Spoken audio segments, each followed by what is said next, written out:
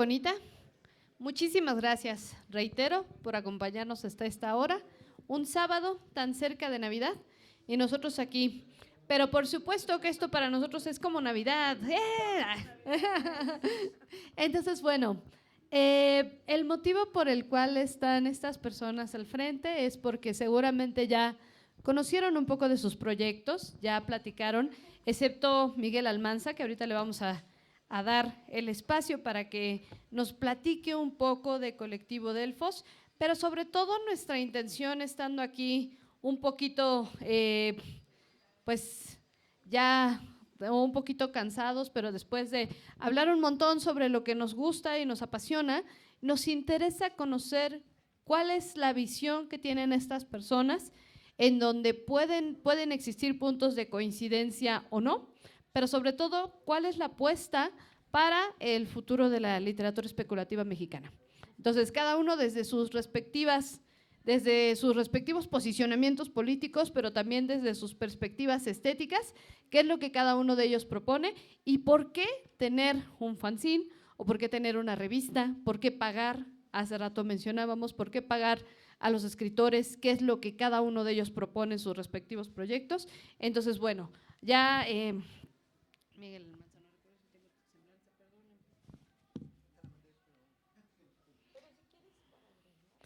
entonces, bueno, sí, entonces, sí, entonces, a ver, aguántame, aquí está. Entonces, bueno, ya nada más, la persona que se incorpora a la mesa es Miguel Almanza, que llegó muy puntual y le toca ya a la última, le toca a la última actividad. Bueno, para los que ya lo conocen, Miguel Almanza es escritor y músico. Estudió Ciencias de la Comunicación con especialidad en periodismo en la Facultad de Ciencias Políticas y Sociales de la UNAM. Es egresado de la Escuela de Iniciación Artística número 1 del IMBAL en Música Clásica y Guitarra. Actualmente estudia la carrera de Creación Literaria en la UACM Plantel Cuautepec y algo bien importante, él es el director del Colectivo Delfos. Entonces, bueno, si quieres platicarnos primero un poquito de tu proyecto antes de pasar a la ronda de preguntas. Bueno, bueno, ya, gracias. Antes que nada, gracias por la invitación. Es un honor estar aquí con editores de trayectoria y escritores. Y también, pues agradezco la invitación del Encuentro de Partículas. Yo había querido venir desde antes. El Colectivo Delfos, más o menos al mismo tiempo que bueno, yo los empecé a seguir, creo que fuimos paralelos, empezamos a surgir al mismo momento. Entonces los considero como hermanitos, somos vecinos, nos vemos al otro lado de la calle. Y bueno, algo que pasó con Colectivo Delfos es que cuando lo lanzamos, bueno, creo que sí tuvimos un impacto para conocer todo esto que yo llamo pues, el callejón de fantasía y ciencia ficción mexicana. O sea, es una escena tan pequeña que nos conocemos todos, pero al mismo tiempo tiene un concentrado de nivel nacional, ¿no? O sea, puedes encontrar gente de todos lados, ¿no? Y bueno, les voy a platicar un poquito rápido de qué es el fanzine Delfos. El fanzine Delfos es una revista electrónica digital de libre descarga. Se distribuye con la licencia Creative Commons de compartir igual, a 4.0. Y bueno, acá tenemos la portada del número 1, del fanzine Delfos 1. La portada es del ilustrador, del dibujante y comiquero Humberto Morales Humo. Esta portada en específico está hecha para mi cuento, que aquí aparece en el fanzine Delfos 1 como Un metro de sangre, como audiocuento. El fanzine Delfos, pues, como dice ahí, es una revista que publica ilustraciones y cuentos, principalmente. Después incorporamos cómic. En cómic tengo una restricción minimalista, tiene que ser una página y un relato autoconclusivo, un poco…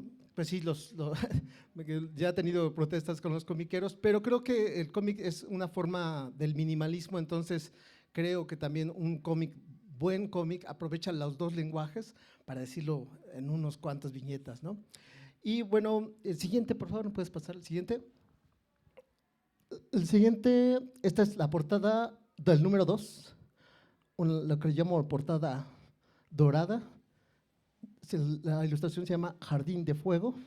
La anterior se llama Sinacantecuti Camatzotz, que que es el dios murciélago mexica y maya. En este caso, Jardín de Fuego. Esta es la mitad de Jardín de Fuego. Es portada y contraportada. En la página central la pueden ver completa.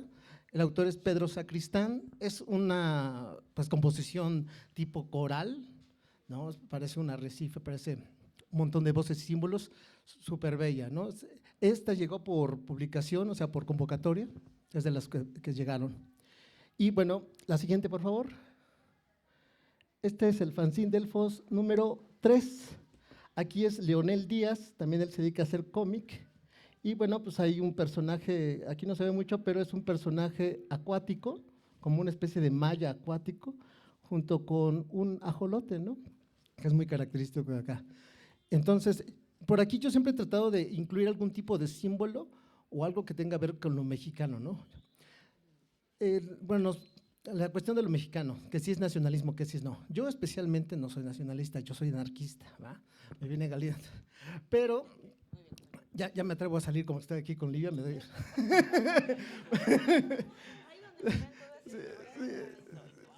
Sí, ya no me dio tanta pena. Sí, y bueno, pero también necesito una delimitación geográfica, como una tesis en ese sentido, pues trato de ponerlo hasta un lado, ¿no? Hasta un cierto punto. Y bueno, me gusta México como una entidad cultural, o sea, étnico-cultural, ¿no? Más que nada, no como un país, sino como una mezcolanza tremenda, ¿no? Simplemente cuando quieren ver, por ejemplo, la construcción de Mesoamérica, es bien compleja, son un montón de etnias y más de 80 idiomas, no se puede realmente clasificar. Pues la delimitación geográfica ocupa, ¿no? Nos quita de broncas en ese sentido, ¿no? Siguiente, por favor. Esta portada es la del fanzine 4. Esta portada es de Enrique García Bruno, es una pintura al óleo, también es muy extraña, yo veo que tiene una forma bastante, ¿cómo decirlo? Tiene una etnia, pero de repente no es tan fácil de calcular en qué parte del mundo es, ¿no? Es muy específica, ¿no? Bueno, yo le veo con las máscaras de Veracruz, con las máscaras de algunas cuestiones étnicas y tribales. Y bueno, el fanzine Delfos tiene 3 formas, el PDF descargable, el visor que se puede ver desde colectivodelfos.com, donde tenemos el librito virtual para que le hagan el flip. Como el ISO, exactamente, nada más que es nuestro, está en el portal de colectivodelfos.com. Y de manera individual, en el blog, pueden revisar ya cada una de las obras. Siguiente, por favor. Esta portada es de Violeta Juárez. Es un grabado en linóleo. Estas 2 portadas últimas se las vemos también a la gestión de Pedro Sacristán. Él estuvo un momento con nosotros trabajando como director de arte y él hacía las invitaciones y estas gestiones para poder tener estas 2 portadas en específico, ¿no? Y bueno, pues ahí también la pueden encontrar en Instagram. ¿Qué más tengo acá? Se me olvida.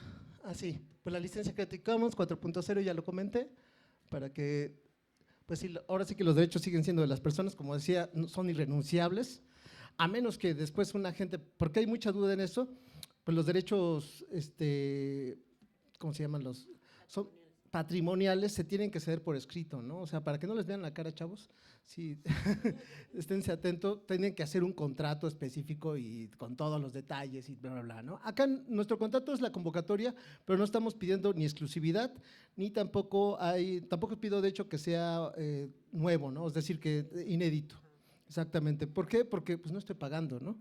Ojo, tampoco cobramos, porque últimamente ha habido una proliferación de estas editoriales que entendieron las cosas al revés y pues yo no estoy de acuerdo en que se le cobre a la persona por varias cosas, ¿no? Entonces, es como decían una analogía que vi precisamente en el grupo del coleccionador de textos, decían, es como que tú le llevas la carne al taquero, el taquero te hace tu taco y te lo vuelve a cobrar. O sea, te cobra la carne y luego te cobra tu taco. No manches, doble, ¿no? No, está mal, ¿no? Entonces, el fanzine Delfos, no, y para acabarla, ¿no? Y mal hechos, ¿no? Y bueno, y entonces el fanzine Delfos es para rolar. Para mí esta idea del fanzine tiene que ver precisamente con esta cuestión de amor a hacer las cosas que hacemos, de repente uno también ve un hueco, yo lo que vi fue un hueco, percibí un hueco editorial en el sentido de que, por ejemplo, veo los ilustradores de fantasía y ciencia ficción y veo la gente que hace literatura y no se hablan, ¿no? O sea, no es una esfera que trate de…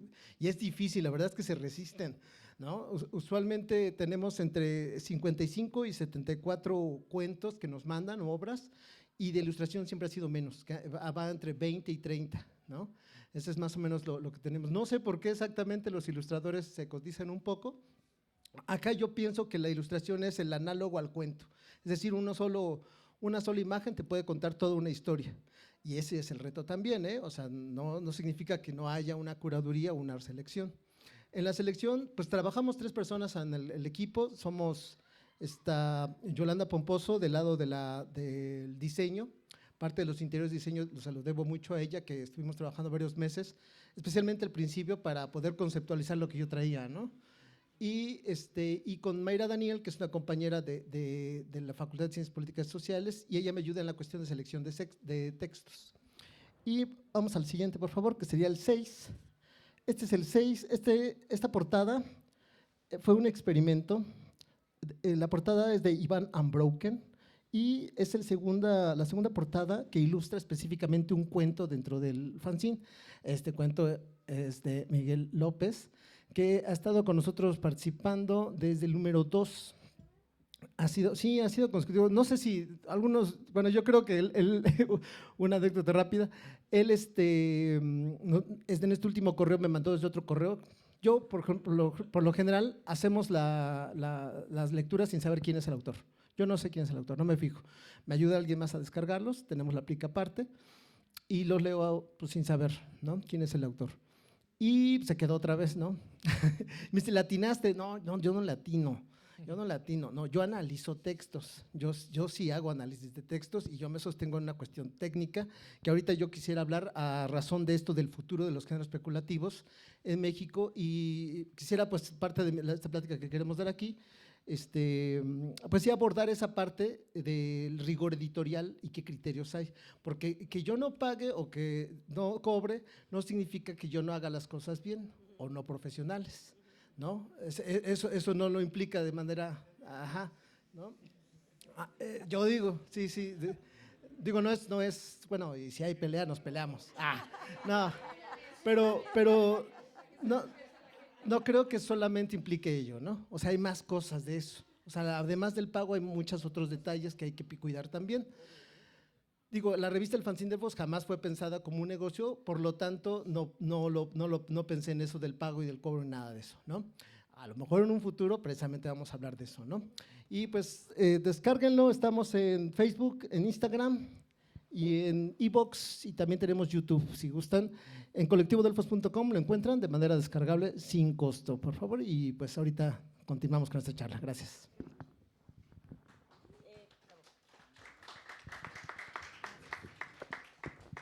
Ay, empezamos fuerte, empezamos fuerte porque yo no quería tocar ese tema, pero salió.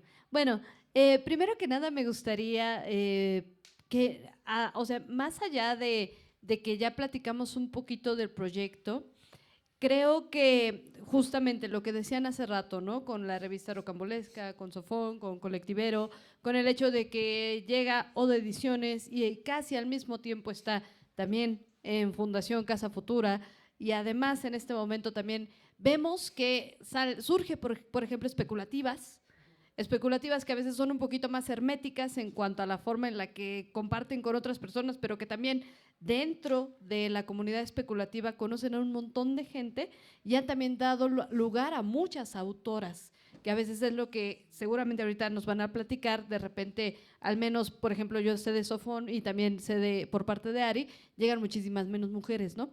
Entonces, hay un movimiento, o no sé si es parte como de un montón de gente que está apostando por estos géneros especulativos. A mí me gustaría preguntarles cuál es, de alguna manera, su visión desde la parte como de por qué crear una revista y qué es lo que busca una revista o una editorial, qué es lo que busca cada uno de sus proyectos abonar a este panorama. y no sé quién quiera. Sí, gracias. Sí, voy a comentar respecto a eso. Igual me gustaría rescatar dos cositas que han mencionado.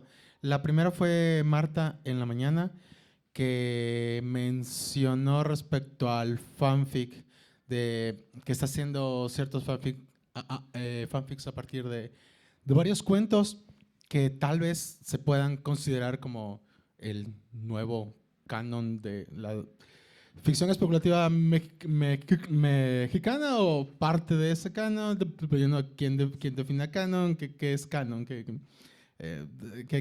es eso.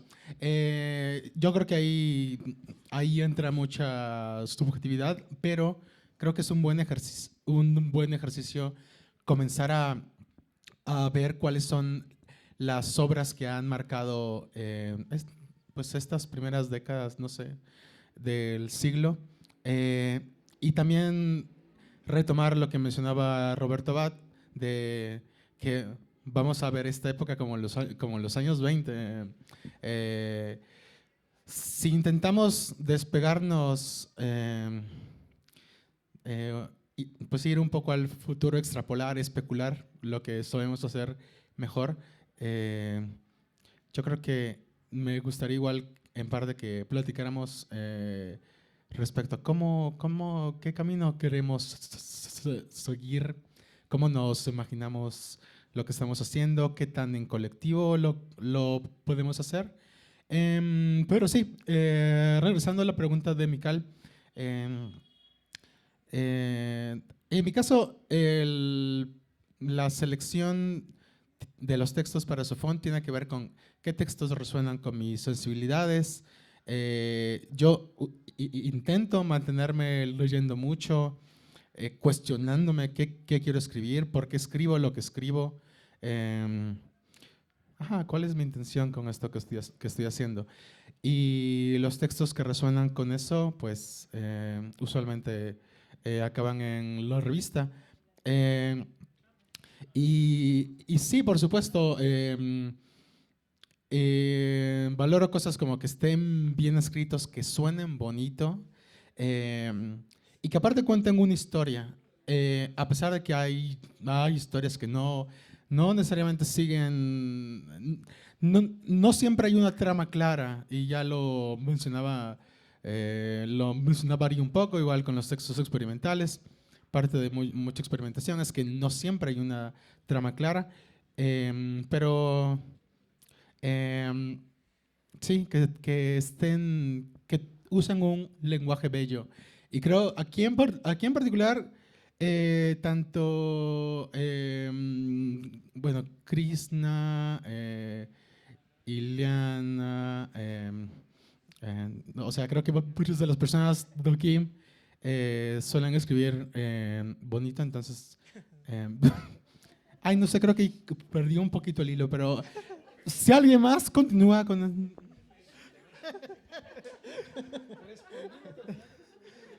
Yo también me perdí un poco. La pregunta es, ¿qué visión o qué queremos aportar? Ok. Ok. Bueno, para mí surgió esta revista hace más o menos, o la espinita que me hizo hacer esto, tiene que ver con hace unos 8 años yo me aventé una discusión, una plática con una persona en un café respecto a si existía o no la ciencia ficción y la fantasía mexicana. Entonces, cuando llegamos a hablar de eso, de literatura, pues esta persona me decía que no existía, ¿no? Y entonces, sí, pues es lo mismo. Dije yo, ¿cómo de que no? ¿Cómo de que no existen, no? Y me puse a pues, investigar. Lo que encontramos así más temprano sí son precisamente toda la generación de los 90s, que hizo pues sí, una apertura. En ese tiempo muchos de los fanzines, pues yo tenía 17, 18 años, pues me llegó a las orejas, pero nunca llegué a tener algunos de los fanzines. Y la tecnología, pues ahorita nos ha facilitado, creo que es parte de lo que se explica, por lo que ahorita hay bastantes proyectos de esto. La tecnología facilitó mucho de esto, encontrarnos también, porque creo que sí existía, pero hemos estado como las constelaciones, alejados por un espacio o por otro, pero de que ahí estamos, que tú no lo veas a la primera, ¿no? Entonces, parte de la misión del fanzine Delfos tiene que ver con hacer visible que existe toda la fantasía y la ciencia ficción mexicana. Específicamente nosotros en la línea editorial dice visión mexicana de fantasía, ciencia ficción, horror y terror. Terror aquí para mí sí es realismo, como es cuestión extrema, ¿no? Entonces, ese es parte de mi, por ejemplo, según la categoría específica, ¿no? Ya estoy entrando en la editorial, pues sí, categorías generales, cuento, ilustración y cómic. Categorías específicas, fantasía, ciencia ficción, horror y terror. No usé por eso mismo lo de especulativos por otra cosa. De repente el tecnicismo nos aleja del gran público. O sea, si yo le cuento a una tamalera, hago una revista especulativa, ¿qué? ¿Cuál? No, entonces no me voy a dar a entender. En cambio, si le digo fantasía, ciencia ficción, horror, terror, y dice, ya medio te voy cachando, ¿no? Por eso es parte de lo que yo puse la línea editorial de ese modo. Mi pretensión con la revista es eso. Claro, queremos hacer historia a largo plazo, queremos voltear dentro de 10, 15 años y ver lo que hicimos y estar orgullosos y ver que tenga cierta trascendencia y flotabilidad, por así decirlo, ¿no? Que permanezca, porque creo que esa es la tirada, permanecer contra el tiempo. Yo creo que es la prueba más fuerte de la literatura, que ya a lo mejor los autores se mueren, pero la obra sigue y se sigue rolando. Pues esa es la pretensión, darle visibilidad y pues hacer historia también. Aquí hay, mira, aquí hay. A mí me cuesta mucho trabajo pensar en términos de predicción. Me cuesta mucho porque yo también anoté lo que dijo Roberto Abad de los años 20, porque yo me acordé mucho de que cuando yo iba en la prepa y me estaban enseñando el surrealismo, el dadaísmo, todos los sismos del arte en Europa, de los años 20 del siglo XX, yo literalmente me preguntaba cuando tenía 18, 17 años, a ver, estoy en el 91, estoy en el 92, ¿dónde están los sismos de ahorita? ¿Dónde está lo nuevo? ¿Dónde están las propuestas que van a dejar atrás las propuestas anteriores? Y hace 7 años, 5 tal vez, más o menos, dije, estoy en el momento en el que se están creando esas rupturas. La literatura especulativa en México ahorita es lo nuevo y se va a ver, o sea, yo creo, no es una predicción, yo lo creo que justo cuando digan, los años 20 van a decir, en los años 20 se hizo la ruptura de la burbuja, se crearon espacios y ahorita estamos en donde sea que vayan a estar. No sé si es una creencia que tiene mucho que ver con el deseo que tengo de que eso suceda, probablemente sí, porque si yo tengo 51 años, llevo 30 años haciendo ciencia ficción mexicana desde todos los frentes. Entonces, digamos, para mí sí es una especie como de apostolado. Suena muy acá, pero es real, o sea, sí es un apostolado. Yo hago mucho la broma de cuando llego a espacios que no son de gente entendida en todos estos géneros, llego y siempre digo, tiene un momento para hablar de nuestra madre, la ciencia ficción, y la mitad de la concurrencia se queda como la tamalera que nos acaba de mencionar el amigo, o sea, es como, ¿qué? Ahora, otra cosa que creo, y que tiene que ver con esto que decías de dónde está la fantasía épica, que efectivamente Vero escribe fantasía épica, Loba es una novela portentosa, sí, se caen de la silla. En fin, el punto es, lo que yo creo es que cada vez va a ser más notorio que en México escribimos de una manera que no es ni a la gringa ni a la europea. Y probablemente no vamos a ser un país que produzca fantasía épica y que chingón, porque vamos a producir otras cosas. Y creo que tiene que ver no solamente con una serie de cuestiones que se podrían tomar como identitarias, pero que no van por ahí para mí, sino que tienen que ver con lo que comemos, en dónde nacimos, lo que nos alimenta en cuestión cultural.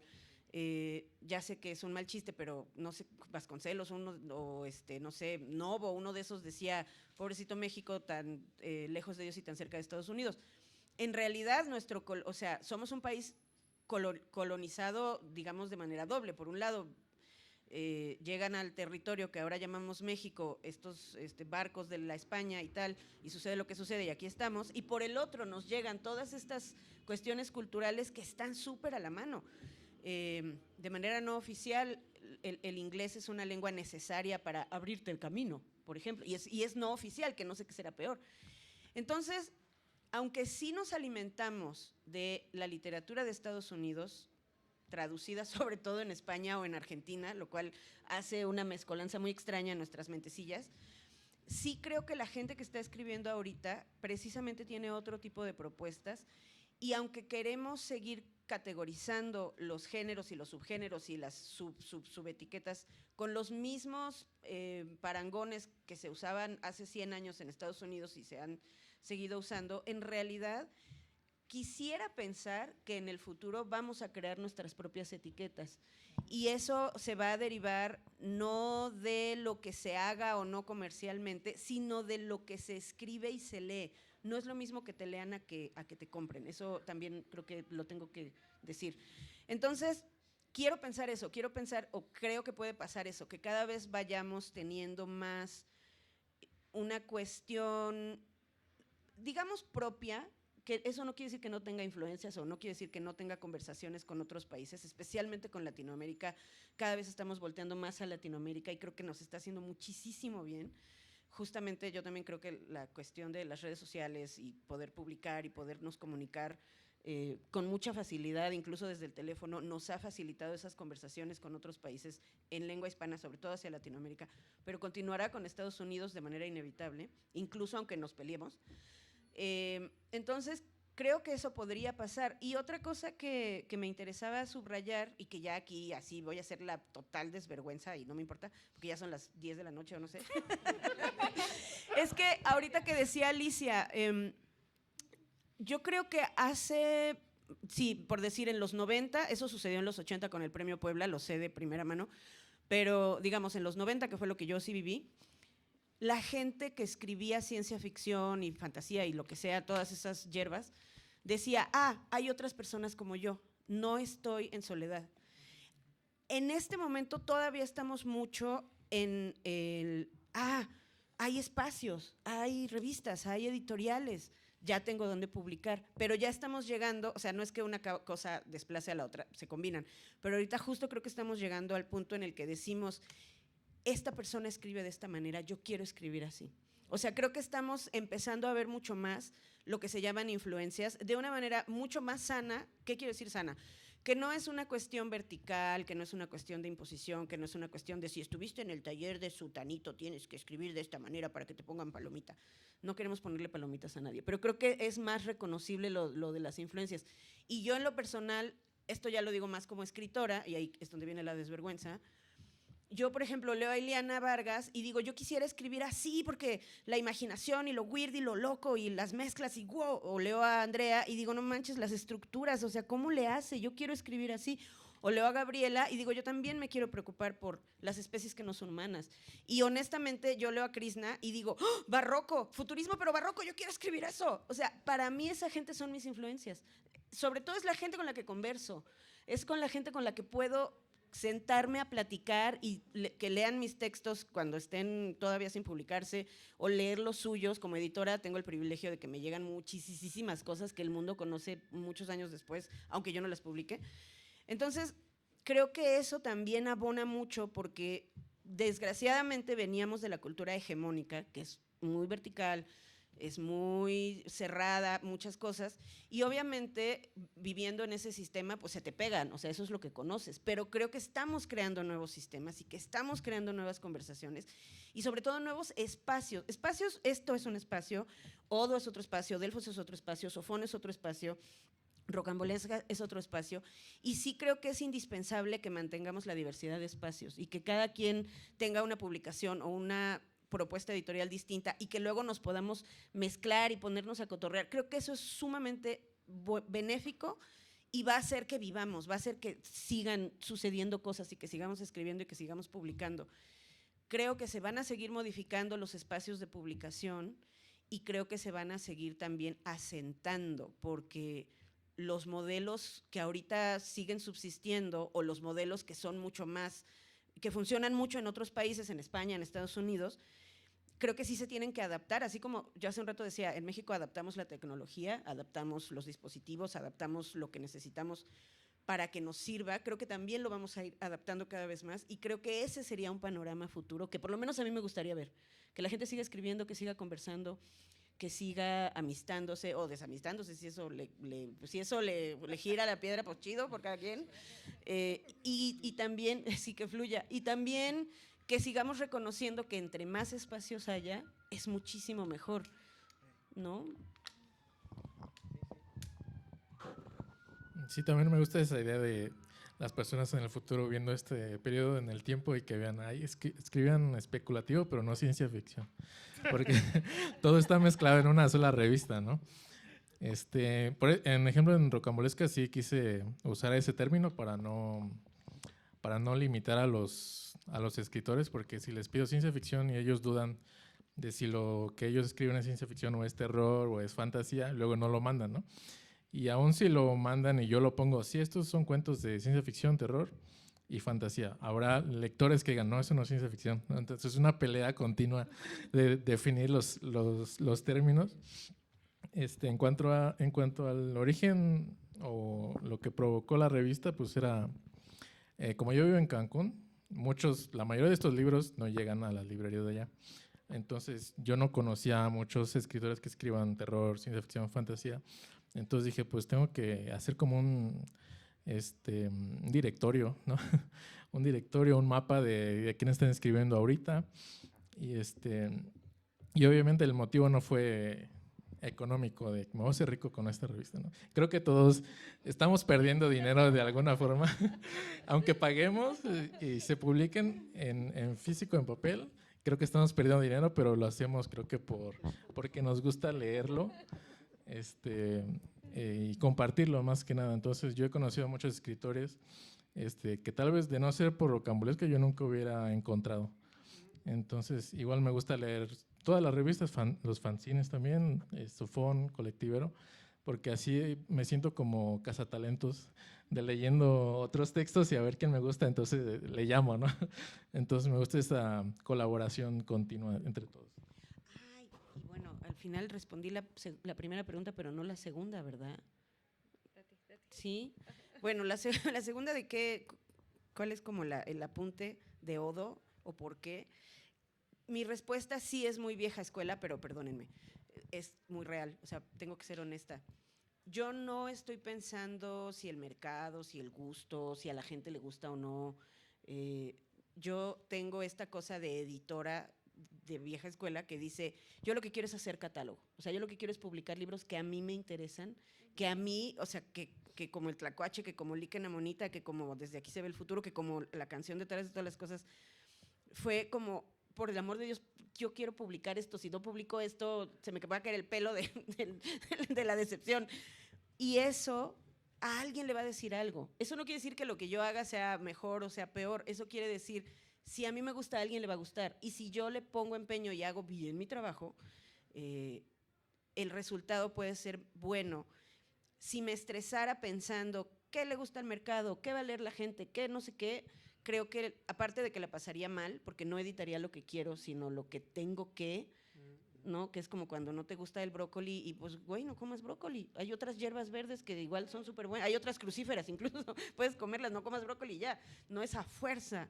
Entonces, en ese sentido, la apuesta de Odo Ediciones es hacer libros.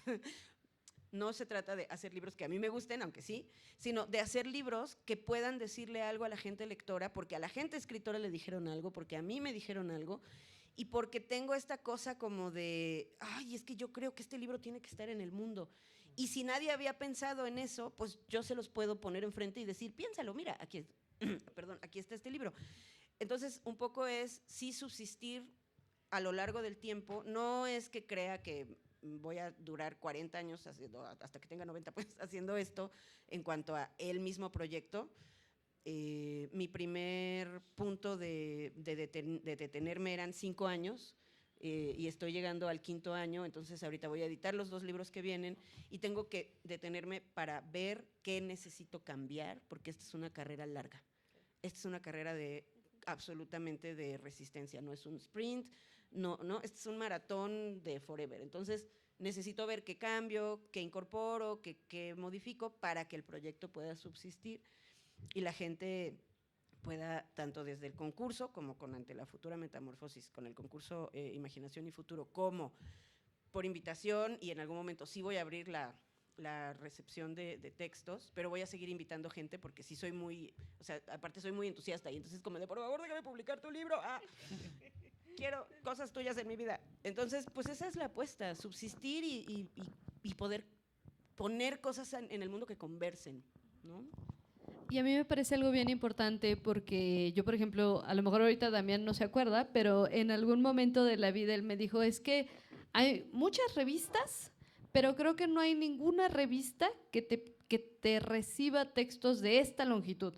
Y entonces como que fue lo que fue apuntando, ¿no? Quiero textos de esta longitud, porque casi no se publican, ¿no? Y entonces, o sea, creo que cada uno cada uno de los proyectos ha ido buscando y ha ido apostando por qué detecto yo que le hace falta dentro de nuestro ecosistema. Y que eso me parece bien valioso porque también, otra cosa que he notado, por ejemplo, leyendo Colectivero, leyendo o de ediciones, leyendo Rocambolesca, uno se da cuenta de lo muy diferentes que son los cuentos, de lo muy diferentes que son las personas que están en estos proyectos y que de repente, ahorita a lo mejor voy a ser un poco impertinente y un poco imprudente al mencionarlo, pero decíamos, por ejemplo, de Alicia Mares, ¿no? De por qué Alicia Mares está en estas revistas y por qué no está en estas otras, ¿no? Y entonces a veces es bueno, no todos los autores van a veces a estar en todas las revistas y eso también está bien. También es necesario que exista una pluralidad de voces y que haya espacio para cada uno y creo que esto se genera precisamente gracias a que Damián no tiene los mismos gustos que Miguel, a que no tiene los mismos gustos que Livia y a que no tiene los mismos gustos que Ari, ¿no? Que a veces dicen las personas, bueno, pero ¿por qué? Dime, ¿qué es lo que buscas? Pues es que, ¿cómo lo defines, no? O sea, ¿cómo defines tu percepción estética? ¿Cómo defines lo que justo apela a tu sensibilidad, lo que te interpela? ¿Cómo lo defines, no? ¿Cómo lo pones en abstracto, en palabras para decir, pues busco esto? Y a veces, yo lo que les quiero preguntar es, además seguramente hay cosas con las que ustedes muy fácilmente conectan, pero yo estoy segura de que parte de lo que han apostado han sido en muchos casos también cosas que les han sorprendido, ¿no? Entonces, yo, por ejemplo, creo que al menos de la parte de Sofón, a mí, bueno, yo me conecté mucho con los cuentos porque decía, pues es que como que son cuentos que apelan a formas por ejemplo, otros tipos de comunicación, otros tipos de establecer ciertas relaciones interpersonales dentro, por ejemplo, lo platicábamos hace rato en la carretera transoceánica, y de repente hay muchas cosas que te sorprenden y que uno no pensaba. O sea, autores mexicanos, autores, por ejemplo, en el caso de Sofón, que tiene también autores de Latinoamérica, cosas que no sabíamos que existían y que también están ahí. Entonces, esto es lo que yo les quisiera preguntar a ustedes. ¿Cuáles han sido las propuestas que más les han sorprendido? Gratamente, vaya. Bueno, quisiera solamente enfocarme en gratamente. Y en este sentido, ¿cómo ha abierto un poco su perspectiva del mundo de ficción especulativa al recibir cuentos que quizá retaron un poco incluso su forma de entender a estos géneros? Okay. Sí, creo que si bien, como ya mencionaron, en México tal vez no escribimos mucho fantasía épica, me sorprendió leer que se están escribiendo cosas como retrofuturismos o de historia alterna. En Sofondos hay un Ucronía y uno de retrofuturismo. Bueno, también con la poesía. A mí me encanta leer poesía, pero me había limitado mucho al inglés. También escribo poesía, pero en inglés. Entonces, como que ver lo que están haciendo en español, ver que está más viva de lo que creía, porque creo que, o sea, no hay tantos espacios que muestren esas voces que están escribiendo poesía. Recientemente, creo que convocatorias de poesía especulativa, la de José Luis, y creo que hacen falta muchos más. Pero creo que en general estoy muy sorprendido de la calidad de los textos. Pero creo que ha habido un... Sí, como que nos estamos volviendo más conscientes de nuestras influencias. Como que nos estamos dejando, pues,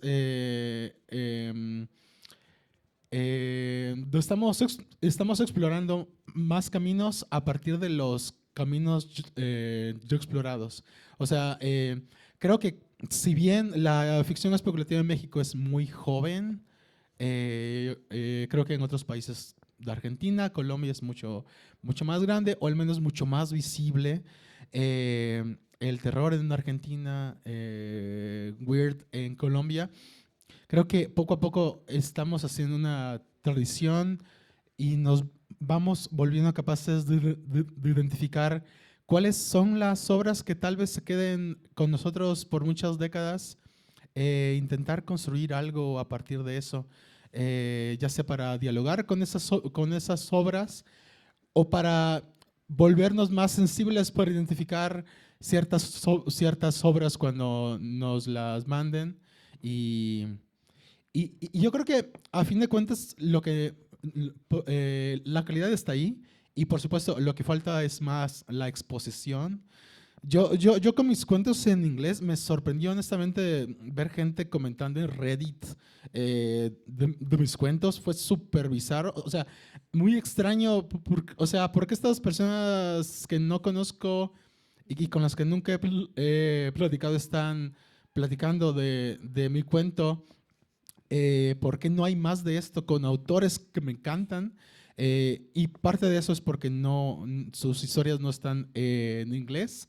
Sé que es muy simplificarlo o sea, es pensarlo de forma muy simplificada, como que tal vez lo que nos hace falta es que estén más disponibles nuestras historias en inglés. Sí creo que esa es una de las cosas que hacen falta, como lo que mencionaba Marta en la mañana. Que los fanfics, los lectores de fanfic leían cierto fanfic y se preguntaban, ¿dónde encuentro este autor? ¿Dónde encuentro este cuento que estás usando como referencia? Y pues lo pueden poner en Google Translate, pero no es lo mismo, o con DeepL, con lo que sea. Creo que hace falta tener más presencia y por mi parte es como una de las cosas en las que eventualmente me gustaría contribuir un poco. Si no lo he hecho es por falta de tiempo, pero sí, traducir textos que me gusten y mostrarlos al mundo. Bueno, aquí voy a ahondar yo igual con esto de las cuestiones editoriales. Bueno, antes que nada quiero aclarar que yo respeto mucho los proyectos, de hecho me encantan. Acabo de comprar una Sofón, me falta comprar una rocambolesca y soy consumidor, o sea, no solo soy fan, también escribo y también como de aquí mismo, ¿no? O sea, yo soy consumidor de todo esto y a mí me encanta que exista precisamente esa diversidad de propuestas. Creo que precisamente lo que decía Livia es súper sano, que existan perspectivas diferentes y claro, no vamos a empatar todo el tiempo, lo cual de todos modos sigue siendo sano, ¿ok? O sea, hay que entender esa parte porque mi opinión no cancela la de alguien más, ¿no? Exacto, ¿no? Entonces podemos vivir todos juntos. Lo anuncio porque hay cosas que yo voy a decir, por ejemplo. Sí, para que no me funen. Por ejemplo, en lo que difiere yo un poco es el gusto del editor desde mi punto de vista. Mi gusto no es parte del filtro. Ojo, cuando construyo yo mi línea editorial, que le he venido ahorita comentando, la construía a mi gusto. ¿Ves? Desde ahí está mi gusto, pero lo estoy poniendo y lo estoy construyendo desde atrás. Como cuando haces un tema o una delimitación de tesis. Es mi gusto estudiar esto, claro, ¿no? Desde ahí ya hay una cuestión subjetiva, ¿no? Pero ojo, la estoy poniendo ahí enfrente y arriba, que se vea claro. Hacia allá, hacia adentro, hacia la hora de selección de los cuentos, yo tengo 3 criterios que son preceptos literarios que no inventé yo, algunos son de más de 2000 años, ¿no? ¿No? O sea, yo los resumo en 3 palabras. Aristóteles, conflicto, coherencia. Así, esos son mis 3 preceptos que parecen bien fáciles, pero pues hay ensayos y libros completos nada más para explicar uno de ellos. Entonces, hay material de dónde meterse, ¿no? La estructura aristotélica puede ser clásica o no, no tiene que ser simétrica, no tiene por qué ser en esa misma proporción. Hay un montón de variabilidades, ahí tienes que jugar con ello. Pero sin embargo, si no cumple esta cuestión de estructura, porque el error más usual, por ejemplo, me mandan un cuento en el que va a pasar el suceso, llega el planteamiento ahí en el conflicto y me dice el actor, es que es un final abierto, pero no, ¿cuál final? No se resuelve nada, no pasó, no, es para que te lo imagines, pues si me lo imagino yo, lo escribo yo, discúlpame, no está terminado, hay que acabarlo, no es autoconclusivo, ¿no? Ese es uno de los errores. Sí, es un error que es de los que más he visto. Estos errores, estos preceptos también son fruto del fanzine y del taller que he partido en línea, ya ahorita por 3 años. Hice otro anterior para Cuates y Amigos, 1 año, 4 con ese. Y a partir de esto me di cuenta, porque mi proceso tiene que ver con hacer carpetas y voy viendo los errores. Parte de mi compromiso como editor es que yo no termino de descartar un cuento si no sé por qué no. O sea, yo tengo que tener claramente, para mí. Es mi formación. El fanzine lo estoy usando como mi escuela. No es obligatorio de todos los editores, ¿no? Cada quien tiene su criterio, pero este es un compromiso conmigo, de tal forma que si alguien viene al taller a decirme, oye Miguel, ¿por qué no se quedó mi cuento? Yo regreso a mis notas, regreso, mira, por esto. Y es un argumento técnico.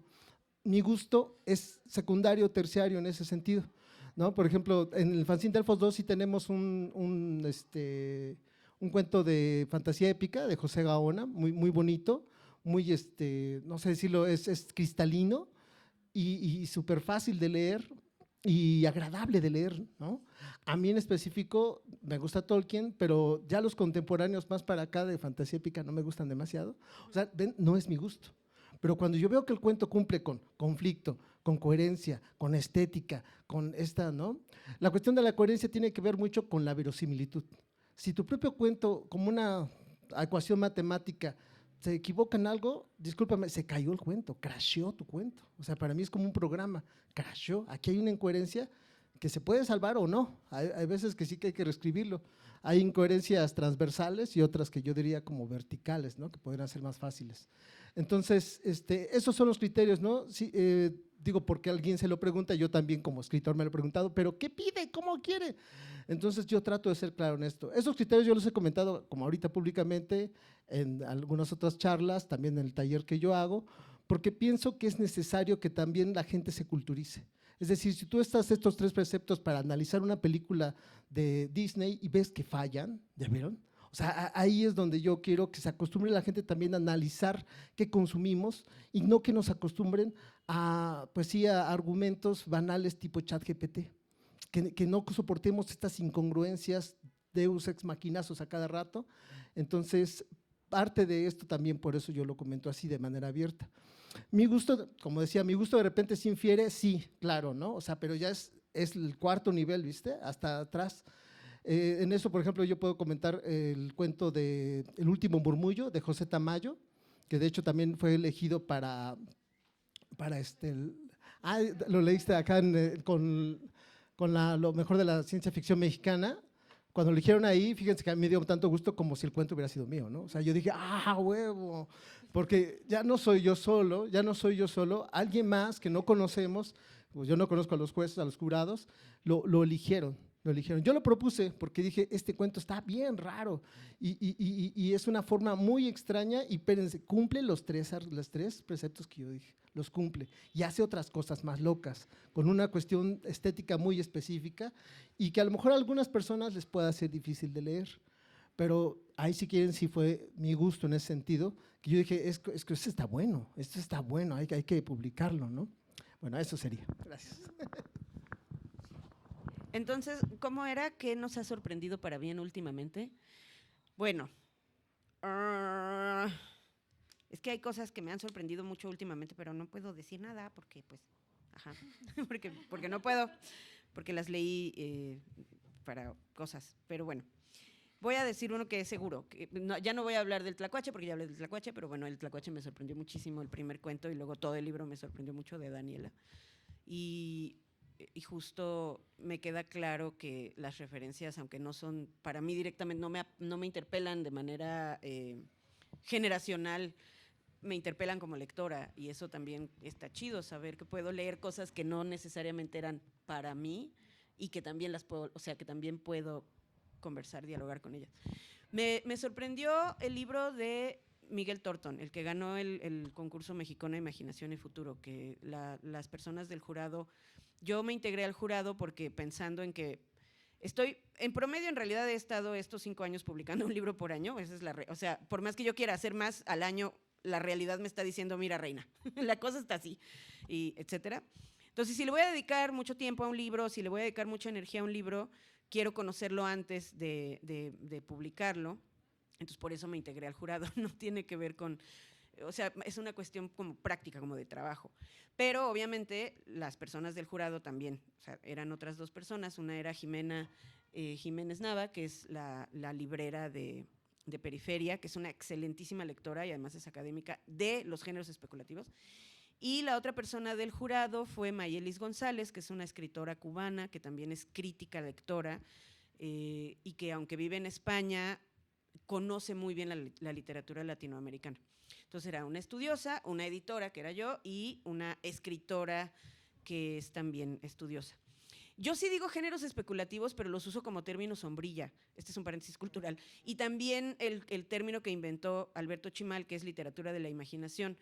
Para mí, decir cualquiera de esas 2 cosas, literatura de la imaginación o decir literatura especulativa, es un término sombrilla y dentro cabe la ciencia ficción, el terror, el horror, el weird, la fantasía, todo. Para mí son los géneros no miméticos. Todo lo que no es realista está en ese gran, digamos, conjunto. Entonces, a mí me gusta usar los términos, un poco los intercambio, un poco juego con ellos. Y justo, ahorita ya termino este paréntesis, pero yo sí había usado lo de literatura especulativa un poco pensando en, necesito que quien sí lee esto, que sí es un chingo de banda, eso siempre me ha quedado claro, lo pueda identificar, o sea, sepa que va a llegar a una casita. Creo que esta es una casita también. Para mí, yo siempre he dicho que la ciencia ficción es mi casa. Entonces, Odo es una casa editorial y quiero que sea casita de mucha gente. Entonces, ya, fin del paréntesis. El punto es que el libro de Miguel Thornton, que fue el que ganó el Premio Mexicano de Imaginación y Futuro en la segunda emisión y que vamos a publicar en Odo porque el premio es la publicación en realidad, y habrá gente que diga, yo ya estoy más para allá y está muy bien, pero habrá gente que diga, yo quiero publicar este libro aquí y lo quiero mandar a esta convocatoria y está muy chido.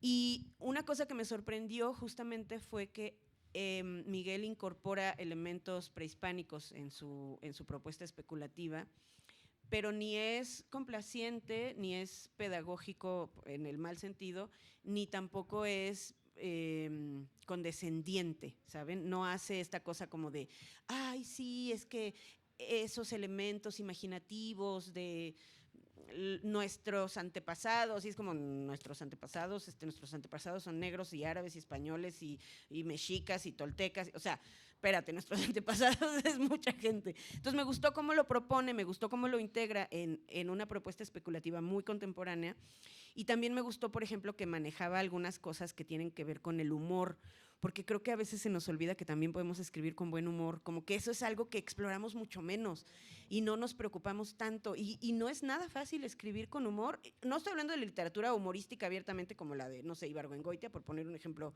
muy a la mano, sino de literatura que incorpore el humor en su propuesta. Y, por ejemplo, uno de los cuentos de Miguel es una serie de exvotos que te van contando una historia. Entonces, él hace los textos como si fueran un exvoto y te va contando de un señor que, gracias Virgencita, porque me permitiste, y te va contando una cuestión que tiene que ver con una fiesta, y el señor quería tocar la trompeta, y luego un desencuentro, y luego un pleito, en fin, una serie de cosas. Y es un texto muy divertido. Entonces, es un libro que tiene incorporados muchos elementos que, según yo, no eran tan comunes en las propuestas de literatura especulativa de lo que se está ahorita leyendo en México. Entonces, esa fue una de las cosas que me pareció importantes. Y otra es que escriban bien. O sea, así, voy a sonar como la doñita con la regla en la mano, chin. La redacción, la ortografía, la técnica no son una cuestión de corrección, no es para tener de buenas a ninguna academia. Es que las herramientas que tienen son el lenguaje. Y el lenguaje, entre más lo manejes y entre más lo conozcas y entre más profundamente te involucres con tu herramienta, vas a escribir más chingón. Y para mí, por ejemplo, como editora, o sea, me mandan un texto mal escrito y sí me puedo poner muy de malas, o sea, sí me puedo poner muy de malas de ¿Quieres que pierda mi tiempo con esto? Y la gente dice la literatura son ideas. Les tengo una noticia a personas bonitas, ¿no? La literatura no son ideas, la literatura es forma. Y si no, lean Farabev y díganme de qué pinche se trata. A mí no me gusta Farabev. A mí el señor Elizondo, además, por mí se puede tirar por el barranco, le pegaba a su esposa, era un mal animal. Pero el señor manejaba el lenguaje portentosísimamente. Del otro lado, que también es un señor y también era machín y lo que sea, pero Arreola manejaba el lenguaje de una manera muy portentosa y también tenía historias y también tenía propuestas justo imaginativas y especulativas.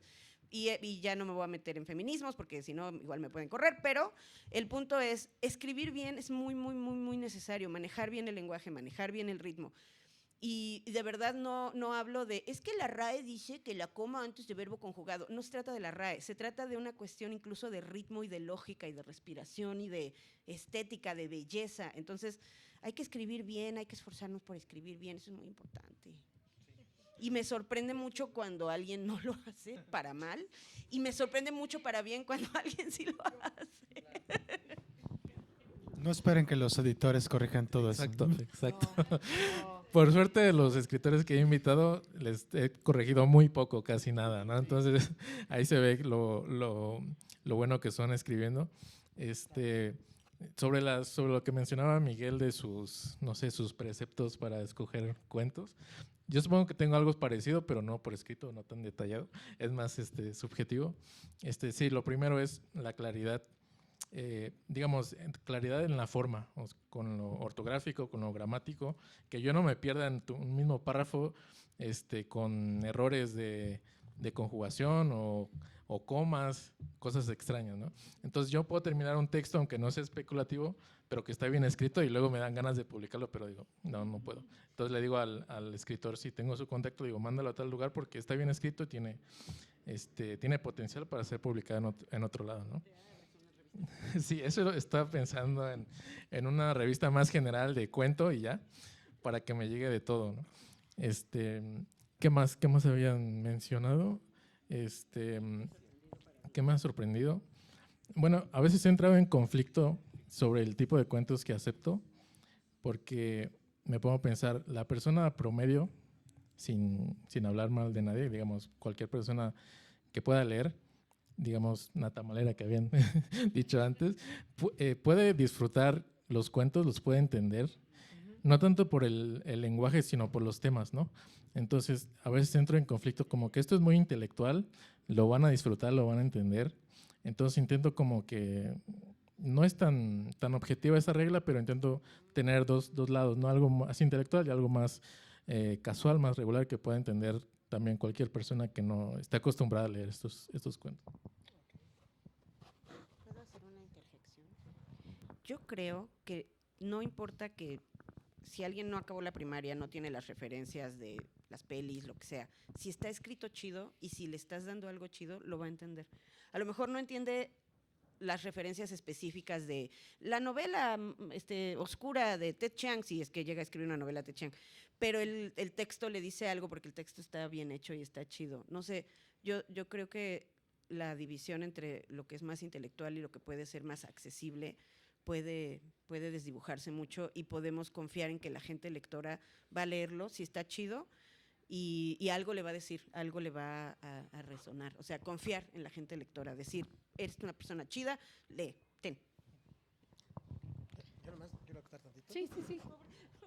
Sí, nada más bueno, de lo que decían de escribir bien. Para mí, creo que después de leer mucho, algunos desarrollamos algo similar a los músicos, también soy músico, acá como Kino. Cuando hay algo que está mal escrito, duele un poco, ¿va? O sea, es como desafinado. Me estás pegando en la amígdala. ¡Ay! Así duele. Entonces, afinen, ¿no? Afinen. El otro nivel, sí, lo formal, ¿no? Lo que nos enseñan en la escuela, aplíquenlo, no es para menos. Y otro nivel que no comenté, la parte ideológica, el discurso. Yo también analizo esa parte por comunicación. Por ejemplo, cuestiones de terror y horror, aguas con las apologías, no me gustan las ambigüedades. Entonces, ahí yo sí verifico yo esa parte. La literatura es un campo amoral, pero nosotros sí tenemos moral, ¿va? O sea, hay que entender esas partes y de repente es complicado, ¿no? Explicar eso. Nada más quería contar eso. Gracias. Suscribo.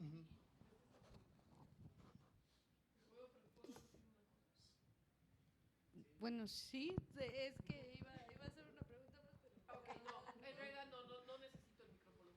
Para todos los editores, porque es algo que a mí me tocó como jurado en el Luiso. Cuando nos baten, háganos el taller. Claro. Una de las cosas que nos pasó a Marina y a mí fue precisamente, es que deberíamos regresarle el cuento y decirle, necesitas taller y necesitas taller específico de esto. Sí.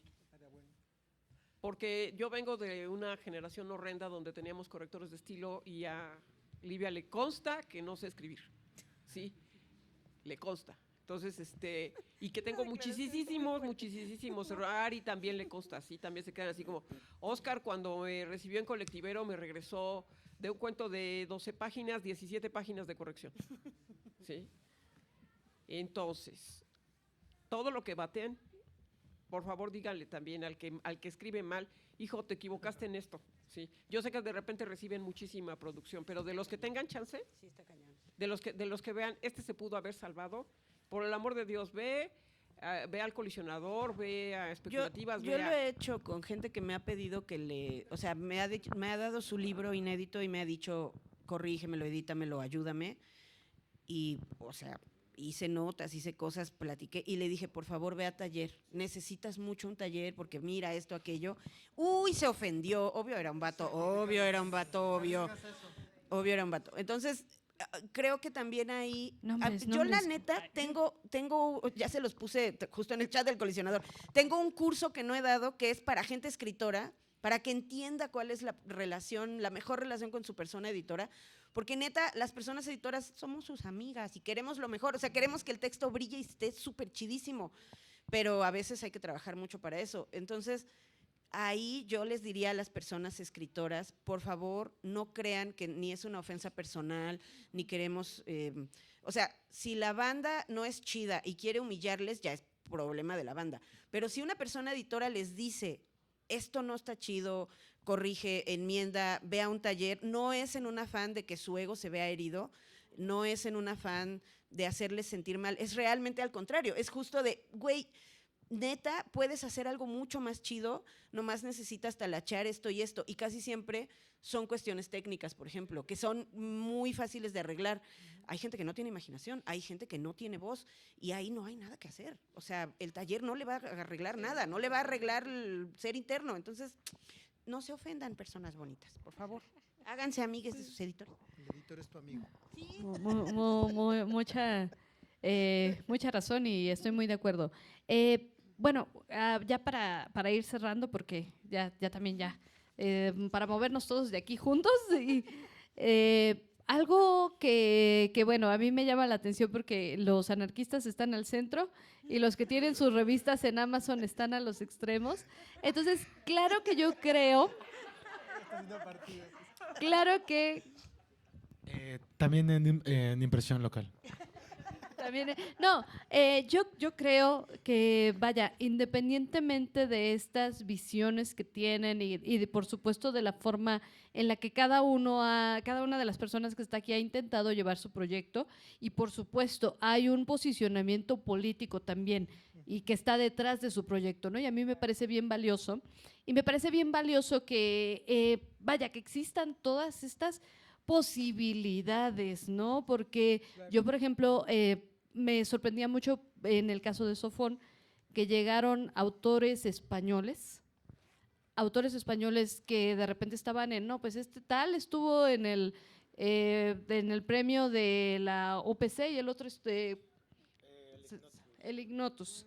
Entonces, autores de mucho renombre, ¿no? Y obviamente hubo personas en España comprando la revista porque estaba tal autor, y dices, pues está chidísimo que una revista se pueda comprar allá y que allá estén leyendo a Ileana, que ya estén leyendo a Andrea Chapela, que estén leyendo a Krishna Sánchez, y dices, pues está chidísimo. Y creo que a veces uno dice, es que solamente hay un modelo, ¿no? Y a mí me parece que en ese sentido, en un momento tan en ese momento, o sea, vaya, estamos viviendo algo que justamente la tecnología nos permite estar conectados y que permite precisamente la pluralidad de voces, pero también la diversidad de proyectos que cobijen a diferentes personas, autoras. Y en ese sentido me parece bien importante que podamos tanto ir apuntalando el público, pero a final de cuentas lo que nosotros queremos es que nos lean, ¿no? O sea, más que esta apuesta de voy a poner una revista de tal corte y quiero, o sea, finalmente lo que uno quiere es que nos lean. Entonces, en ese sentido me gustaría más como preguntarles, un poquito relacionado con esto, con esta forma en la que cada uno de ustedes entiende su proyecto, entiende los proyectos de los otros, pero ¿cuál es lo que ustedes ven a futuro con estos proyectos? O sea, a lo mejor podemos tener revistas que estén disponibles en Amazon, que a lo mejor te puedan comprar en España, podemos tener revistas de una difusión más local. ¿Cuál es para ustedes el panorama de la literatura especulativa a futuro en relación, por supuesto, a la distribución, pero también a la forma en la que se van a producir estas revistas o estos libros? Y cómo, bueno, para mí es bien importante parte de lo que estamos haciendo, que es, por ejemplo, traigo a veces los libros de Livia y los llevo a todos lados, y es pues algo de compitas, ¿no? Traigo a veces los libros de Colectivero. Entonces, ¿de qué maneras ustedes proponen que quizá todos estos proyectos ahorita emergentes, cada uno que está apuntalando a diferentes lados, de qué manera ustedes propondrían que podemos llegar más lejos, quizá juntos, quizá por separado? Creo que son varias preguntas, no estoy segura si me las entendieron, pero a ver, ahora me gustaría que empezáramos por Ari, de aquel extremo. Una forma interesante sería hacer como un directorio, no solo de revistas, sino de publicaciones de lo especulativo, como un directorio para que las personas vayan a tal título, vean los autores, le den clic al nombre del escritor y vayan a ver todas sus publicaciones, ¿no? Y vayan a ver a la publicación, después van a la editorial, ven el catálogo de la editorial. Entonces hay una página que ya como que recaba la mayoría de escritores mexicanos, no me acuerdo el nombre, pero está incompleta, está muy incompleta. Entonces intento buscar libros actuales y no tienen toda la información. Entonces siento que como un mapa actual de todas las publicaciones sería interesante. Bueno, está lo que empezó siendo CFMX y que es CIFI-MX, que justo trata de mapearlo todo, pero en realidad hay que pensar que hay un montón de publicaciones que a lo mejor no llegan más allá de un círculo pequeño, y entonces es muy difícil, yo creo, mapearlo todo. O sea, hacer un directorio también es otra chamba. Pero bueno, ¿cómo creo que podríamos llegar más allá? Yo creo que, como decíamos hace rato, que nos podamos comunicar de manera inmediata con la gente, no importa en dónde estemos y en dónde esté la gente, es un gran, pues sí, es un gran punto de apoyo en muchos sentidos. Y creo que ahorita estamos yo creo que estamos en un cambio de paradigma con el pedo de la IA, y no sé en qué va a acabar esto, o sea, no sé cómo va a terminar, porque ahorita yo siento que estamos todavía en la polvareda, todavía no se asienta el polvo y no hemos visto en dónde vamos realmente a llegar.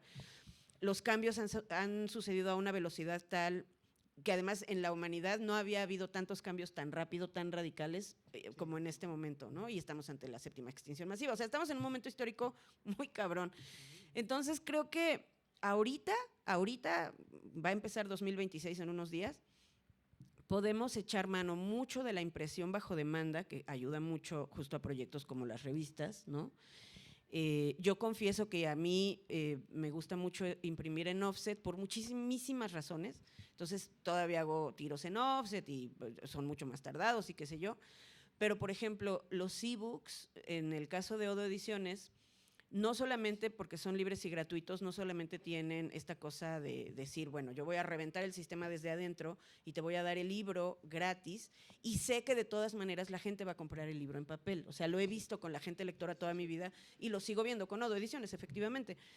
Pero creo que eso ayuda mucho justo a que nos lean en varios lados. Y la gente que quiere los libros en papel, aunque no sea un público masivo, digamos, aunque no sean ventas de miles de ejemplares, siempre encuentra la manera. En el caso de Odo, la experiencia que tengo es que tengo gente suscriptora de otros países y el trato es, mira, los libros no llegan a Argentina, o sea, es un pedo mandar libros por correo físico a Argentina. Entonces, me voy a esperar a que llegue alguien amigo o un pariente, alguien que viaje y lo eche en su maleta y me lo traiga. Mientras, si se me queman las habas, lo puedo leer en el ebook, por ejemplo, ¿no? O en Colombia. Con Colombia también pasa mucho eso. En Estados Unidos, la mayoría de gente que come en dólares tiene dinero para pagar la mensajería y la paga y le mando los ejemplares, aunque cueste 400 pesos un libro delgadito como Líquena Monita, por ejemplo, pues. Entonces, creo que hay maneras y creo que la gente lectora de los géneros especulativos es muy generosa y es muy comprensiva, tiene una paciencia que la gente que solo piensa de manera comercial o solo piensa dentro de la cultura más oficialista no tiene, que es, yo entiendo que tu proyecto no se maneja con los mismos parámetros y voy a adaptarme un poco a que me pueda llegar el material de la manera en la que tú me lo estás planteando. Y eso ayuda mucho. Yo creo que la manera de llegar más allá justo es apelando a la gente lectora y entendiendo que los materiales no se tienen que mover de la misma manera, así como no se editan y no se leen de la misma manera, no se pueden mover de la misma manera, aunque el capitalismo diga que solo hay una cosa, no es cierto, y un ecosistema necesita diversidad. Entonces creo que esa es una muy buena manera, haciendo alianzas con la gente lectora, pidiendo paciencia. A mí a veces me escriben por Instagram, que es la peor manera de comunicarse conmigo, me dicen, quiero un libro. Por favor, mándame un correo a Odo Ediciones, yo lo veo, me voy a tardar un poco. Te escribí antier y no me has contestado. Y es como, o sea, ¿tú crees que lo único que tengo que hacer en la vida es ver que te llegue un libro, güey? No. Entonces, paciencia, mucha talacha, pero sí que la gente vaya entendiendo que son quizá otros ritmos y que no está mal tampoco, ¿no? Creo. Algo rapidito, que es un formato que ha visto Damián como de primera mano, que es el formato que usa la revista gringa Clarkesworld, y creo que hay otras, que publican los cuentos en su página, o sea, gratis, y además tienen la versión impresa. Entonces, cada quien decide si lo compra, si lo lee en línea.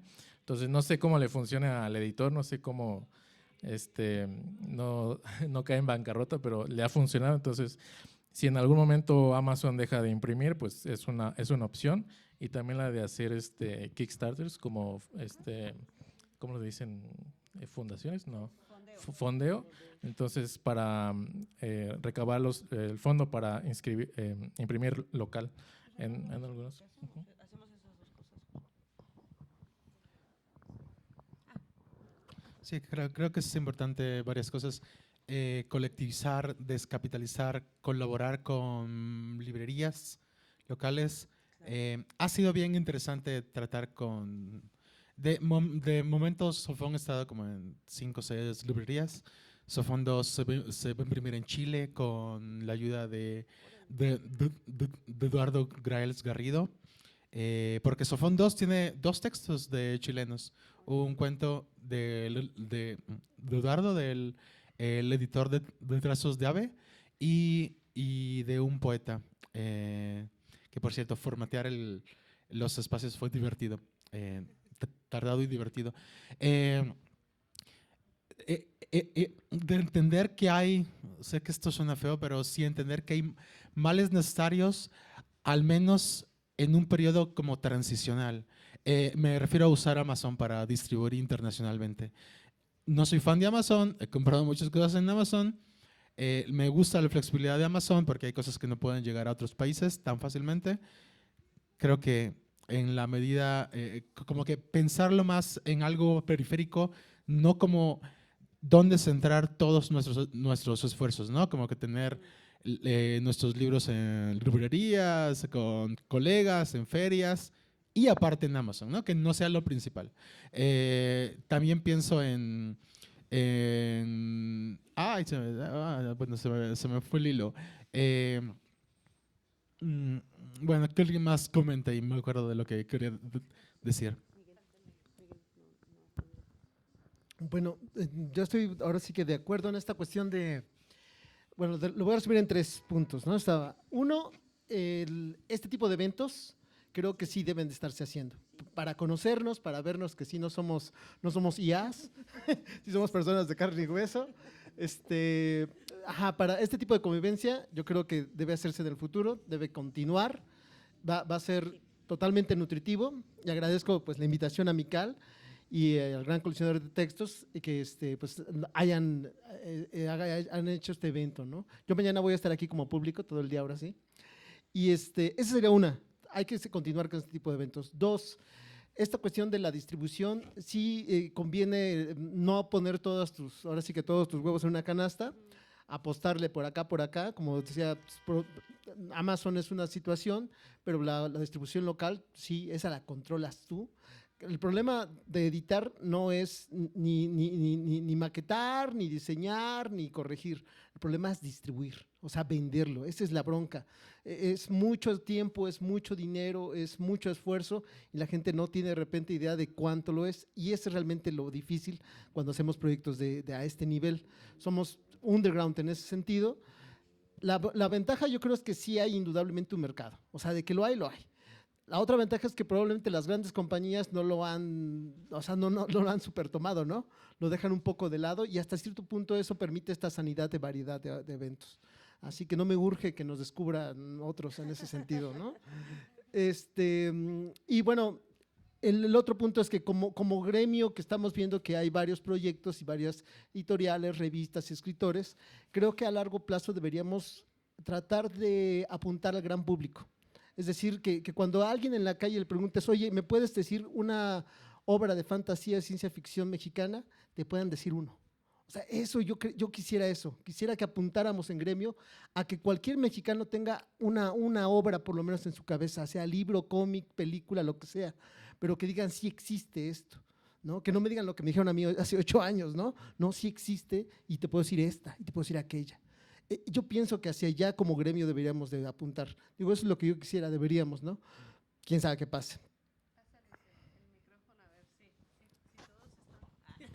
Y bueno, ahorita yo estoy de… perdón. no, bueno, no sé si ahorita al final traje un textito para leer, compartir como mi despedida, pero al final, ¿no? Vale, sí, nada más para pasarles el micrófono y yo creo que ya nada más las preguntas del público para que leas al final. Yo estoy de acuerdo con que estos eventos son fundamentales y también con amistarse. O sea, igual, yo si voy a una feria, poder llevar libros de gente amiga y ver cómo eso también ayuda a sostener el ecosistema, porque, por ejemplo, en las ferias justo pasa Juana Pérez, y yo a Juana Pérez le puedo decir, no manches, mira, en este libro de ciencia ficción, esta autora se pidió un novio robot en una tanda, y jajaja, y acaba comprando el libro, o no, pero por lo menos algo se le queda, ¿no? Alguna idea. Entonces, sí, definitivamente creo que ser personas solidarias es súper importante, y saber que si estamos talacheando, si a una persona le cuesta mucho trabajo la talacha, a 5 personas la misma talacha les va a costar menos trabajo. De todas maneras es mucha, pero nos la vamos a pasar mejor y nos vamos a repartir las labores. Eso no quiere decir que todas las personas tengamos que hacer lo mismo y tengamos que ir a las mismas cosas, sino como gremio tener esta conciencia de la solidaridad y tener esta conciencia del respeto y de la individualidad. O sea, una cosa no tiene por qué excluir la otra, ¿no? Ahora yo me voy a poner polémica. En algún momento se retomó esta idea que justo existió en los 90 y que de hecho se realizó, de hacer una asociación. Y yo desde los 90 decía, ¡ih! Y corría en sentido contrario, así, ¡ih! Y corría en sentido contrario. Estaba esperando a que dijeran esa palabra. Y entonces, por ejemplo, junto con H. Pascal, que literal en paz descanse, que tenía una serie de proyectos súper así, también marginales, y luego, bueno, el Estado le puso dinero y cosas. Pero bueno, con H. Pascal y con la gente del Círculo Puebla, que eran Porcayo y Zárate, hicimos el Círculo Independiente de Ficción y Fantasía para responder a la asociación que hasta notario tenía.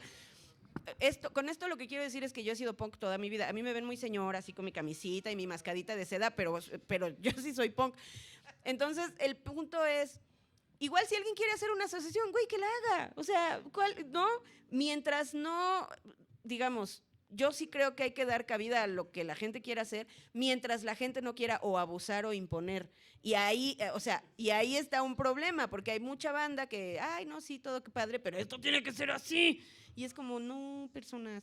Entonces sí creo que esta idea de gremio se tiene un poco malentendida y se podría pensar que gremio es una especie como de borregada, como de horda. Y no, esto es un gremio, ¿no? Y que cada quien haga cosas y que luego vaya a su casa y haga otras, está muy bien.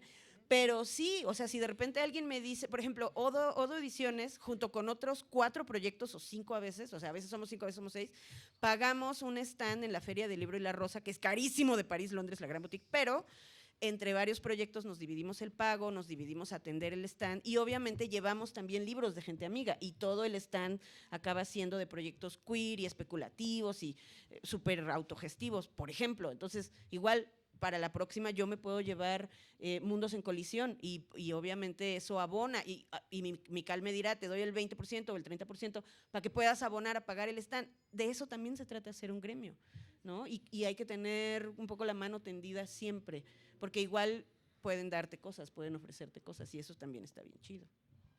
¿Quién más? ¿Quién? Pues bueno, ya para cerrar, porque ya se nos está haciendo muy tarde y sí, Osvaldo ya nos está mirando feo desde hace rato. Sí, ya, por favor, váyanse, sí. O no, bueno, no sé si público tengan una pregunta, tenemos espacio para una pregunta y una pregunta, entonces, si alguien tiene una pregunta, muy puntual en una pregunta. Bueno, pues muchísimas gracias. Yo no sé si alguien más, bueno, si quieres en este momento retomar lo que tenías. Bueno, me voy a inventar un texto que está nuevecito, está cortito, no los voy a hacer sufrir tanto. Y bueno, se llama Del cuento y la imaginación. Creo que tiene que ver con el tema. Esto lo escribí estoy estudiando la carrera de creación literaria en la UACM. Y eso fue parte de mi ensayo para entrega final de cuento 1. El cuento es una de las formas más antiguas de la literatura y de las más populares también. Es una forma que permite comunicar nuestras visiones a otras personas. Los seres humanos somos seres utópicos, como dice Mujica, superdotados para pensar más allá de nuestras necesidades fisiológicas y lo que se ve. Esta conciencia acrecentada nos proporciona también un hambre de historias infinita. Somos seres que le damos sentidos a las cosas, nacidos por azar en un mundo sin sentido. Es esta llaga existencial el abismo que nos acecha, la negrura que nos dice que no hay Dios ni infierno, no hay deber o sentido. Es un miedo primordial de carácter ontológico que nos empuja a explicar el mundo. Creo que para combatir el vacío existencial nos contamos historias. Los relatos mitológicos no solo explicaban el origen de los fenómenos naturales, también nos dan sentido. Así aprendimos a dialogar con los dioses y nuestro universo. En los últimos 2000 años, nuestra autoconciencia colectiva no ha hecho otra cosa que acrecentarse. La aldea global de McLuhan ya está aquí, aunque no del modo en que él pensaba. Las historias son ahora un producto, medio de manipulación e ideologización, pero también siguen cumpliendo su función primigenia, siguen proveyendo sentido. Este mundo que vivimos se siente preapocalíptico. Desastres naturales y calentamiento global, extinción de biomas y especies, genocidio bajo la impunidad de autoritarismo narcisista de unos cuantos psicópatas que amenazan el planeta entero, que incluso planean colonizar otros cuando éste se acabe. El consumismo hedonista nos distrae de la efímera existencia. Los videos cortos anulan nuestra memoria y capacidad de concentración. La pornografía es más accesible que nunca y la violencia prolifera a cada paso de la acumulación del capital. El sinsentido es nuestro enemigo. Es por esto que escribo historias, para combatir al sinsentido, para ampliar la visión de la esperanza que a veces parece menguar, para que la humanidad crea de nuevo en sí misma, no como el amo del mundo, sino como guardián de los seres. Creo que los humanos necesitamos pensar en cosas que no existen para darle sentido a lo que sí existe, incluyendo a nosotros mismos. Creo que sin los cuentos, las personas morirían de miedo, angustia o depresión. Pienso que siempre nos contamos el mismo gran cuento, el cuento de la humanidad naciendo de la oscuridad y el abismo de su propia ignorancia. Creo que todavía no perdemos esta batalla. El cuento como forma literaria es uno de mis favoritos. Su concisión, su golpe psíquico, ese knockout del que hablaba Cortázar, me fascina. Permiten unas cuantas páginas o minutos sacudir toda la realidad conocida o la forma de ver el mundo del lector. De algún modo, resignifica nuestra realidad, refresca nuestra forma de percibirla y a nosotros mismos. probablemente sin arte, sin el artificio de crear significados en sistemas arbitrarios, el vacío del universo nos sería insoportable, como si este solo en su silencio fuera la mirada de Dios que nos fulmina al percatarnos de nuestra ínfima escala. Los artistas son magos, chamanes, exploradores del infinito. Exploramos los recovecos del mundo y el humano para recontar historias olvidadas o contarlas de manera renovada. En las historias que escribo, muchas veces trato de explicar el mundo, denuncio mi inconformidad, me permito vivir personajes prohibidos, exploro mi oscuridad, que también es la de todos. A veces camino del lado luminoso, le respondo a Kafka con un cuento optimista y hasta le hago a Gregorio el funeral que nunca tuvo. Quienes escribimos no lo elegimos, lo hacemos por necesidad, porque también tiene el tiempo, porque nadie tiene el tiempo ni la energía, ni mucho menos la obligación de escucharnos. Así que cuando hay silencio, escribimos. Excretamos el texto más que expresarlo. Vomitamos nuestras emociones en papel. A veces, de entre todos esos desechos, rescato frases o personajes extraños y desde ahí escribo cuentos. Pienso que la autenticidad del escritor radique en este autoconocimiento íntimo, porque el proceso de lectura es así, porque hablar con los muertos es un ritual antiguo e íntimo. Escribir de este modo deja expuesto al escritor, su alma se siente desnuda. Escribir es desnudarse espiritualmente. Para hacerlo bien, no hay otra forma. Para enfrentar esto, la literatura tiene artificio, técnica. Nuestros personajes permiten al titiritero extraerse del cuento, escondernos dentro de la historia. Todos son yo y otros, pero al mismo tiempo, no, son personajes. El mundo del que se habla es otro, no es este, pero al mismo tiempo, sí se habla de este, se expande su significado. La literatura es el conjuro indirecto, captura el mundo transformándolo, nos permite imaginar cosas improbables, imposibles, bellas y extrañas. La literatura es un juego, es el juego en que nos creemos dioses y creamos mundos. Jugamos como niños y leemos porque en realidad nunca crecemos. Siempre queremos seguir jugando, imaginando y disfrutando las maravillas del mundo. Jugar es descubrir el mundo. Escribir es resistir el mundo. La literatura me permite jugar y resistir. Escribo porque me he negado a dejar mis juguetes, porque no quiero abandonar lo que me maravilla, me aterra y asombra de este universo. Me niego rotundamente a la monotonía de consumir sus videos de colores chillantes y música sin sabor, a caer bajo el régimen del estímulo fácil y plástico de historias insípidas, falsas por deshonestas, ausentes de humanidad, historias de consumo chatarra. He escrito mucho, aunque realmente poca literatura. Los pocos cuentos que me han publicado y los que no, abordan temas como la injusticia social, la conciencia o alma, la naturaleza de la realidad, la violencia y la racionalidad humanas. En este proceso délfico de conocerse a sí mismo, porque pienso que la literatura es un viaje al interior, he descubierto que además de estos temas, las formas recurrentes que elijo tienen que ver con la fantasía, la ciencia ficción, el horror y el terror. 3 de estas etiquetas son también conocidas como géneros especulativos, aunque no me agrada demasiado el término. Pienso que desde un inicio, toda ficción es una especulación, así como todo narrador una fantasía. La ficción es una especulación siempre, porque evoca lo inexistente, lo que no es. Creo que somos este tipo de magos evocadores, hechiceros contemporáneos y chamanes incomprendidos. Nuestra sola existencia contraviene la lógica de mercado y el extractivismo planetario. Mis cuentos son parte de esta resistencia, herederos de una rebeldía más antigua de lo que recuerda la historia, porque la tradición conlleva su ruptura para subsistir, muy a su pesar, y al mismo tiempo para salvarse del olvido. Este es mi compromiso contigo, lector, que también busca complicidad y cobijo, asombro de la maravilla y lo extraño, hechizar al dragón que nos acecha y continuar disfrutando del misterioso juego de la vida. Gracias por aguantar todo. Gracias.